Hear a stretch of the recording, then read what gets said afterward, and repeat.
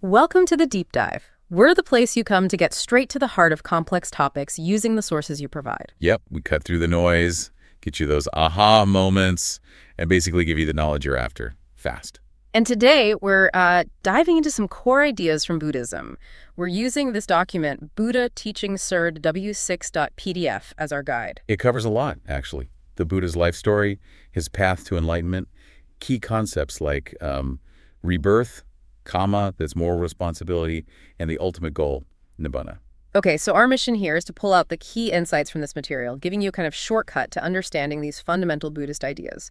Let's start at the beginning then, the Buddha's early life. Right, so he was born Siddhartha Gautama.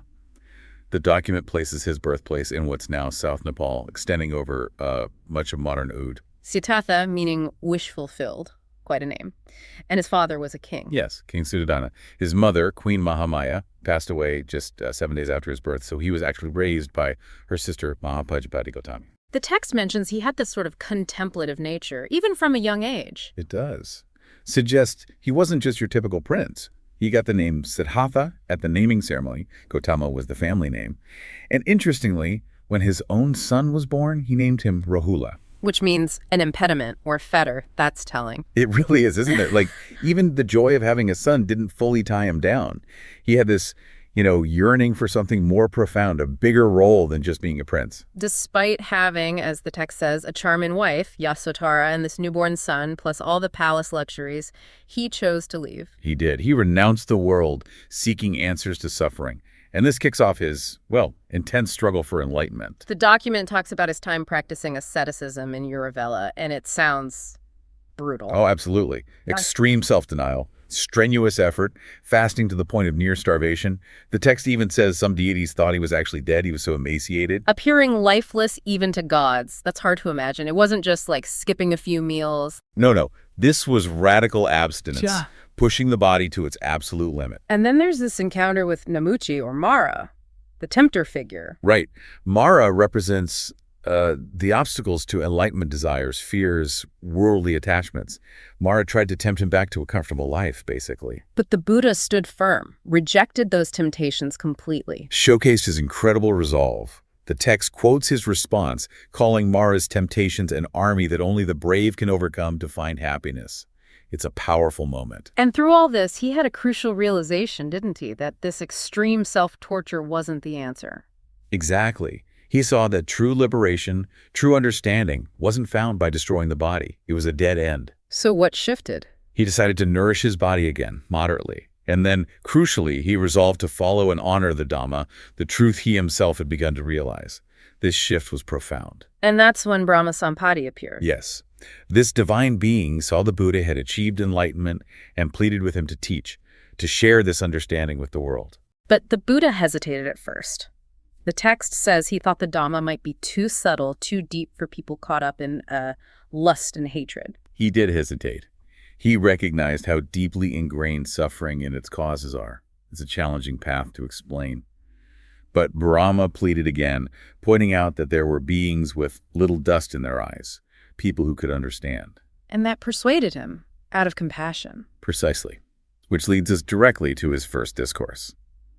The Dhammacakkappavattana Sutta, setting the wheel of Dhamma in motion. And the context here is important, right? Ancient India, loads of different philosophies flying around. The text mentions 62 varieties. Yeah, it wasn't a vacuum. He was speaking into a world rich with spiritual and philosophical seeking.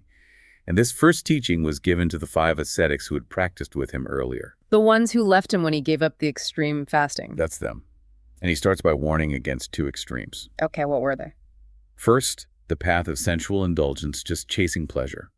He called it base, vulgar, worldly, ignoble, and profitless. It doesn't mean zero enjoyment ever, but not clinging to it as the ultimate goal, right? Exactly. It's the attachment that's the problem. And the second extreme was self-mortification, the very path he'd just abandoned, finding it painful, ignoble, and profitless. So avoiding both indulgence and extreme denial, this is the famous middle path. That's it, the heart of the teaching, and this path is laid out as the Noble Eightfold Path. But first, in this discourse, he outlines the 4 noble truths. The foundation, like a doctor's diagnosis and cure for the human condition. A good analogy. So the first noble truth is the truth of suffering, or dukkha. And the text lists what that includes. Obvious things like birth, aging, sickness, death. But also, yeah, sorrow, despair, being with what you dislike, separated from what you like, not getting what you want. And even the subtle unsatisfactoriness of the 5 aggregates of attachment. What are those again? Form our body. Feeling pleasant, unpleasant, neutral sensations. Perception, recognizing things. Mental formations are intentions, biases, habits. And consciousness, basic awareness. So our whole experience, basically, and our attachment to this constantly changing stuff is suffering. That's the insight, because it's all impermanent. Right. Then the second noble truth, the origin of suffering, dukkha, Which he identifies as craving, tanha. Yep. Craving for sensual pleasures, kamatana, craving for existence or becoming pavatana, and even craving for non-existence, vibhavatan. That last one is interesting, craving to not exist. Yeah, like wanting annihilation, maybe out of despair. But it's still a form of craving, a reaction rooted in aversion. This craving, this thirst, is what fuels the cycle of rebirth, samsara. Okay. Then the third noble truth offers the solution. Exactly. The cessation of suffering, dukkha, it's the complete fading away, the cessation, the giving up of that very craving. Liberation is possible. And finally, the fourth noble truth, the path leading to the cessation of suffering, which is the Noble Eightfold Path, the practical steps. Right understanding, right thought, right speech, right action, right livelihood, right effort, right mindfulness, right concentration. It's quite a roadmap. It really is. And the text mentions the Buddha talked about 3 aspects for each truth. Knowing it, knowing what needs to be done about it, and knowing it has been done. So suffering is to be understood, craving is to be abandoned, cessation is to be realized, and the path is to be cultivated. It's active. Very active. It requires engagement. Now, this ties into another really core, sometimes tricky concept, anatta, or no soul, no self. Right. The idea that there isn't a permanent, unchanging me inside somewhere. The Buddha points to those 5 aggregates, again, body, feelings, perceptions, mental states, consciousness. He says they're all impermanent, anicca, unsatisfactory or prone to suffering, dukkha, and therefore not self, anatta. The text quotes him asking, essentially, if it makes sense to call something that's constantly changing and ultimately unsatisfactory mine or me or my soul. And the answer is certainly not, Lord. Realizing this, truly seeing these aggregates as not mine, this am I not, this is not my soul, that's key to liberation. It cuts the root of clinging. Okay. So after his enlightenment and first teaching, people started following him. Disciples. Yes. And the text highlights his instruction to them. Go out and teach the Dhamma for the good of the many, for the happiness of the many, out of compassion. And that interesting line, let not 2 go by one way. Seems like a practical instruction to spread the teachings widely and efficiently, cover more ground. The text then mentions some key early figures. Kondanya was the first to become an arahant. Yes, the first of the 5 ascetics to attain full enlightenment upon hearing the first discourse. Then there's the story of Assaji, whose simple explanation converted Sariputta. Exactly. And Sariputta then became one of the Buddha's 2 chief disciples, famed for his deep wisdom. He was crucial in clarifying and explaining the teachings. We also hear about the Buddha's son, Rahula. Yes. Apparently, as a young monk, he was maybe a bit preoccupied with his good looks, comparing himself to the Buddha. Huh. Very human. It is. The Buddha gave him specific teachings on mind culture, focusing on overcoming that vanity. And Rahula eventually attained arahantship, known for his dedication to the monastic rules. Then there's Nanda, the Buddha's half-brother. His motivation was less than pure initially. Right. The story goes he was mainly motivated by the promise of celestial nymphs in heaven if he practiced the holy life. Got teased by the other monks for it, apparently, called a hireling. But the text notes, he did make genuine progress later on. Shows that people can start for imperfect reasons but still find the path's value. The role of women comes up too, with Mahapajapati Gotami, his stepmother. A pivotal figure. She attained the first stage of sainthood herself. After her husband, the king, died, she asked the Buddha if women could be ordained. And he hesitated. Initially, yes. But eventually, through Nanda's advocacy, he agreed and established the Bhikkhuni Sangha, the order of nuns, with 8 specific chief rules for them. The text does mention the Buddha predicting the lifespan of the pure Dhamma might be shortened because of this. A controversial point, historically. It is, and subject to various interpretations. The text then contrasts the Buddha's supporters with his opponents. It stresses he served everyone, high caste, low caste, didn't matter. But not everyone was a fan. Devadatta, his cousin. Yeah, Started out well, apparently a dedicated monk. But later, consumed by jealousy and ambition, he turned against the Buddha. Tried to cause a schism, take over the Sangha, even tried to harm the Buddha physically. Yes, multiple attempts. The Buddha eventually had to make a formal proclamation that Devadatta's actions were his own, not representative of the Sangha, to protect the community.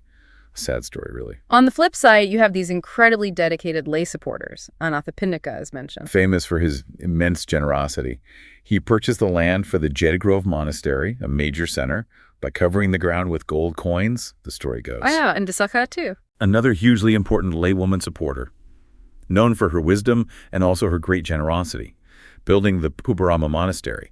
The text tells a story where her wisdom even helped resolve a family dispute, leading her father-in-law to become a follower. Their devotion was clearly profound. The text mentions Anathapindika even came back from a heavenly realm after death to praise Sariputta. It does. And there were royal patrons too, like King Bimbisara of Magadha, who donated the Bamboo Grove, another key monastery, and King Pasenadi of Kosala. Shows the Buddha's influence reached all levels. The text then gives us a sense of the Buddha's later years, his movements. Yeah, mentions his retreats in places like Rajagaha, Vesali, Kosambi, and even a period teaching in the Tavatims of heaven. That's where he taught the Abhidhamma. According to tradition, yes. In the 7th year after enlightenment, he spent the rains retreat there, teaching the higher philosophy, the Abhidhamma, primarily to his mother, who had been reborn as a deva, a god. And then he'd relay the essence to Sariputta back in the human realm. Exactly. Sariputta, with his incredible intellect, could then elaborate on these profound teachings for the other monks. That's seen as the origin of the Abhidhamma Pitaka, the third main section of the canon. There are also stories of encounters, like with the proud Magandiya and Alavaka the Yaka. The Q&A with Alavaka is quite interesting. Alavaka asks these fundamental questions: how to cross the flood of existence, overcome sorrow, gain wisdom, find true wealth. And the Buddha's answers are very direct, like crossing the flood with faith, the sea of suffering with vigilance and effort, overcoming sorrow with wisdom. They're concise and practical. Then there's the famous conversion of Angulimala. The murderer who wore a garland of fingers. That's the one, a feared bandit. His transformation after meeting the Buddha is one of the most powerful stories, illustrating the potential for change through the Dhamma. The text paints a picture of the Buddha's daily routine and later life, too. Yes, especially his last watch of the night.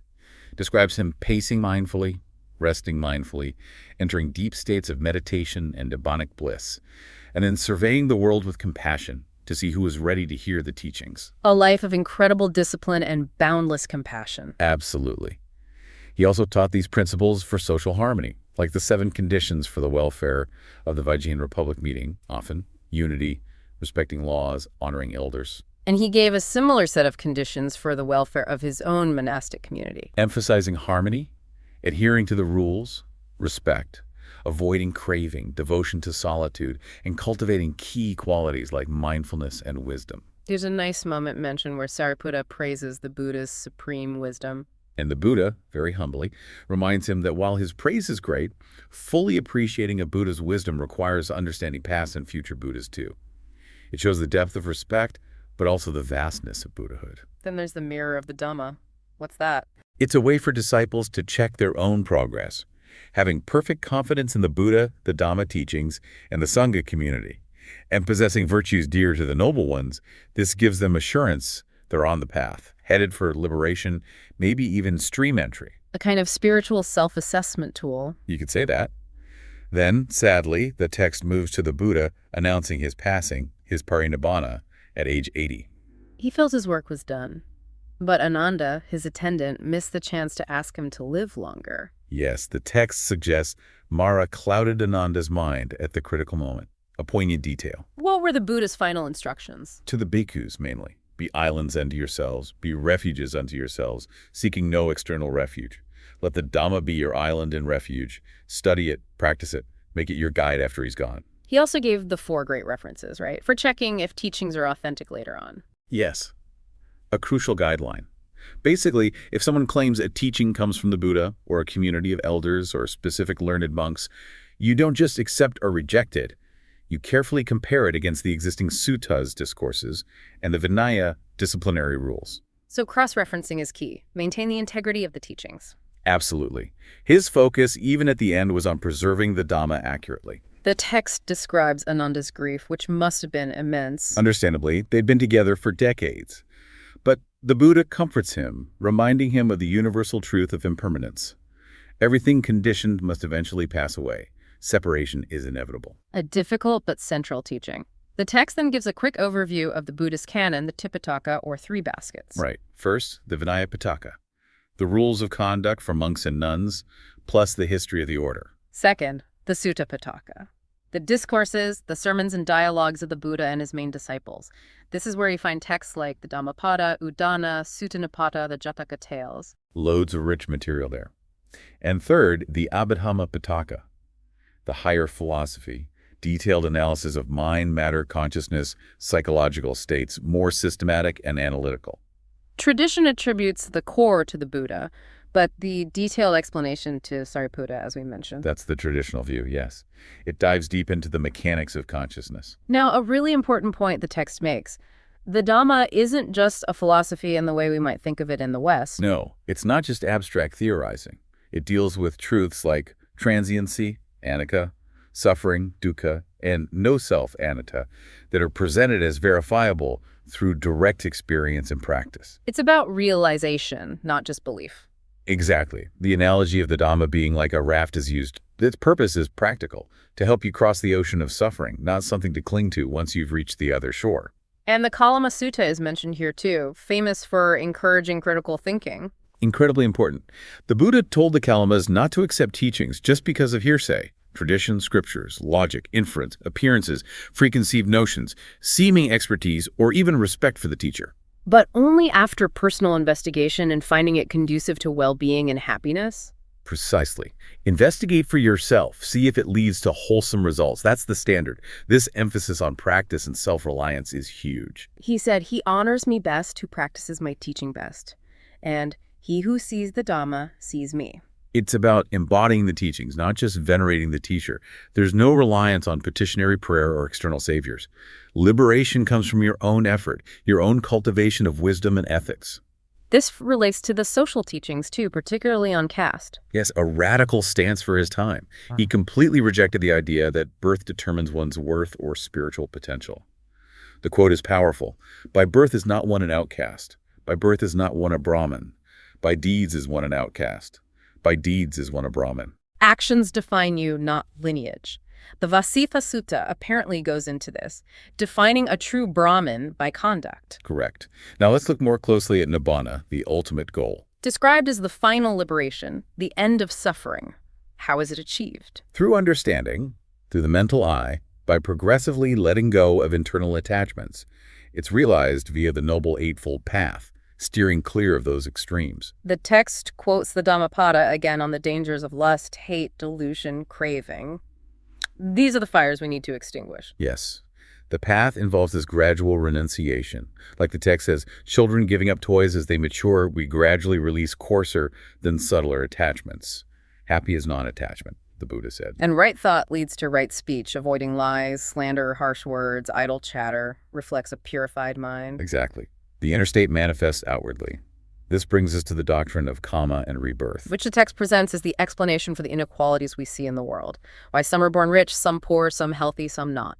Instead of attributing it to blind chance or a creator's whim, Buddhism points to karma, our intentional actions, mental, verbal, physical, creating consequences, shaping our present and future experiences. It's our own doing, but also something we can influence going forward. Crucially, yes, it's not fatalism. The root causes driving this cycle are identified as ignorance, avijja, not understanding the Four Noble Truths, and craving. Those again, they keep coming up. They're the engines of samsara. An interesting distinction is made. The wholesome actions of ordinary people are still karma, because ignorance and craving are still present. But the consciousness developed on the path to enlightenment aimed at destroying these roots isn't considered karma in the same way. Okay. And the text uses a simile of a mango tree to explain the process. Yes, the intention is the seed, the action is the growth, the result is the fruit. It illustrates how thoughts lead to actions which lead to consequences. For reproductive karma is mentioned the idea that the state of mind at death is particularly important for the next life. It is considered highly significant, yes. The dominant thought or karma at that moment heavily conditions the rebirth consciousness. But, and this is vital, the text reiterates that this happens without a soul or permanent self transmigrating. How is that explained? The candle flame analogy. That's one classic analogy. Yeah. One flame lighting the next. There's continuity, causal link, but not the same flame passing over. The Melinda Panya text also uses the analogy of the mango thief is the later man the same as the boy who stole the mangoes. Not identical, but not completely different either, due to the causal continuity. So how does moral responsibility work without a fixed self? Through the continuity of the life stream, the flow of consciousness and karmic tendencies, actions create consequences that unfold within that ongoing process, even if the actor is constantly changing. You are responsible for the consequences flowing from past actions within your stream of being. And whether one is reborn in a higher or lower state depends on the quality of actions and thoughts, especially near death. Predominantly, yes. Wholesome karma tends towards happier rebirths, unwholesome towards suffering states. The scale of this cycle is mind-boggling. The quote about how hard it is to find someone who hasn't been our mother or father. It really emphasizes the vastness of samsara and our interconnectedness. The text even notes some Western interest. Pythagoras, Empedocles, Shelley, even a Christian professor arguing for rebirth's reasonableness to explain innate differences. Okay, let's revisit Nibbana. The text clarifies it's not nothingness. Absolutely crucial. Not annihilation. It's described as unborn, unoriginated, uncreated, unformed. It's beyond our usual concepts of existence and non-existence. Something for self-realization. The meditative states, the jhanas, offer profound bliss, but they aren't Nibbana itself. Correct. Even the highest meditative states, like the realm of infinite space, are still conditioned, still impermanent. The Buddha called all sensory experience ultimately sorrowful because worldly happiness never truly satisfies. So Nibbana is the highest bliss, means something different, a positive relief. Yes, a state of ultimate peace, freedom from all suffering and its causes. It's the highest happiness because it's unconditioned and permanent. The text uses the simile of the ocean. Many rivers flow in, but the ocean level doesn't rise. Many attain parinibbana, but the element of nibbana remains unchanged. Not a place, not a heaven with an ego, but an attainable state, a dhamma. Precisely. And the path there involves meditation, or samadhi. Concentration, built on a foundation of morality. Right. Morality, sila, concentration, samadhi, and wisdom, panya, are the three core trainings. The text mentions different temperaments, lustful, hateful, etc., influenced by kama, and various meditation objects suited to them. Like the casinos, earth, water discs, contemplation of body parts, asava, recollections, anasati, of Buddha, Dhamma, Sangha. Mindfulness of breathing, anapanasati, and the Brahmaviharas or sublime states. Anapanasati is highlighted as good for both concentration and insight. Let's touch on those sublime states, metta. Loving kindness, wishing well-being for all. Its enemy is ill will. Its near enemy is attachment or conditional affection. Karuna. Compassion, the wish for beings to be free from suffering. Its enemy is cruelty. Its near enemy is pity based on sentimentality, Mudita. appreciative or sympathetic joy. Rejoicing in others' happiness and success. Its enemy is jealousy. Its near enemy is exhilaration tied to personal gain. Andupika. Equanimity, balanced impartiality, seeing beings without excessive attachment or aversion. Its enemy is craving and resentment. Its near enemy is indifference or apathy. Cultivating these is central. The text also lists potential higher knowledges, abhinya, from deep meditation. Psychic powers, divine ear, telepathy, recalling past lives, seeing beings' rebirths, though these aren't the goal itself. What are the main obstacles, the 5 hindrances? Yep. Sensual desire, ill will, sloth and torpor, laziness, drowsiness, restlessness and worry, and skeptical doubt. The jhanas temporarily suppress these. But there are deeper obstacles, the 10 fetters. Right. These bind us to samsara more fundamentally. Things like self-illusion, belief in a permanent self, doubt about the path, clinging to rites and rituals. Sensual desire again, ill will again. These operate at deeper levels too. Attachment to fine material and immaterial realms. From deep meditation, pride, restlessness at a subtle level, and fundamental ignorance. And the stages of sainthood, Sotapanna, Sakadami, Anagami, Arahant, are defined by which fetters are broken at each stage. Exactly. The Sotapanna breaks the first 3, the Sakadagami weakens the next 2, the Anagami fully breaks those 2, and the Arahant breaks all 10. So the Arahant is fully liberated, free from all fetters, kama spent, no more rebirth. That's the definition. The text uses similes. The potter's wheel still spinning for momentum after the potter stops, or a severed branch still having some green leaves before withering. The arahant lives out their remaining lifespan, but the cause for future becoming is gone. The dialogue with Vacha about the fire going out is used to explain this. Yes. Where does the fire go when it's extinguished? North, south. It's an inappropriate question because the conditions for the fire, fuel, oxygen, are gone. Similarly, asking where an arahant goes after death isn't quite right in conventional terms. The aggregates that constituted their existence have ceased without remainder. The Dhammapada verses describe the arahant, or brahmana in this context, beautifully desireless, emancipated beyond good and bad, spotless, serene, fearless, a conqueror. Calm in thought, word, and deed. Having achieved the goal, the arahant often continues to teach and guide others out of compassion, drawing from their own direct experience. The text then briefly contrasts this with the bodhisattva ideal. Right. While the arahant achieves nibbana for themselves, the bodhisattva aims for full Buddhahood over countless lifetimes in order to liberate all beings. This involves cultivating the paramis, the perfections, generosity, morality, wisdom, energy, patience, truthfulness, determination, loving-kindness, equanimity. 10 in total. The defining mark is immense compassion, leading to incredible self-sacrifice, like in the Jataka tales, often giving up life itself for others, all done without ego or seeking reward. They also have certain abilities, like choosing their rebirths to best help others. Yes, according to the tradition. It's a different, though related path focused on universal liberation. Moving towards the end, the text brings it back to practical application, cultivating the sublime states, metta, karuna, etc. Anyone can do this. Absolutely. Regardless of belief, cultivating these qualities benefits oneself and everyone around them. Service to others, especially the needy both materially and spiritually, is emphasized. The Buddha himself tended the sick. And the potential for change is stressed. Even someone like Emperor Asoka, initially known for conquest, could transform through the Dhamma. A powerful example. There's also advice on handling criticism and praise with equanimity, something the Buddha himself faced constantly. The parable of the blind turtle and the yoke comes up again here. Yes, to highlight just how rare and precious this human birth is, offering the unique opportunity to encounter and practice the Dhamma and realize the Four Noble Truths.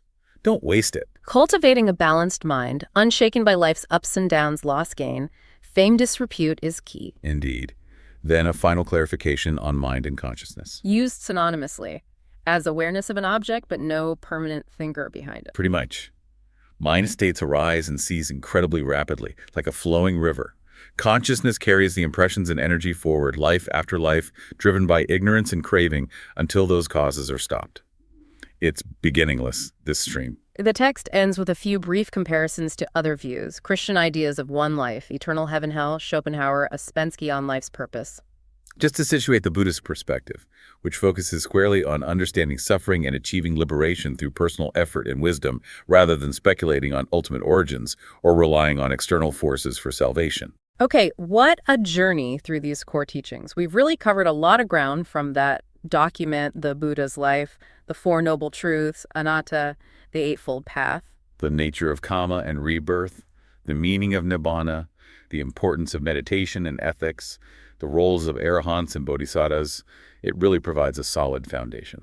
Definitely a deep dive into some fundamental Buddhist ideas. So wrapping up, here's something to ponder based on everything we've discussed from your source material. Considering the emphasis on impermanence and the call for personal verification found in these teachings, how might consciously applying these principles shift the way you relate to the unavoidable changes, the gains and losses in your own everyday life? It's a question worth reflecting on, isn't it? The potential impact of truly internalizing these perspectives seems immense. There's clearly so much more to explore in these rich traditions. Definitely just scratched the surface here. But hopefully, this gave you a valuable distillation of the key points from the source. Thanks for joining us on this deep dive.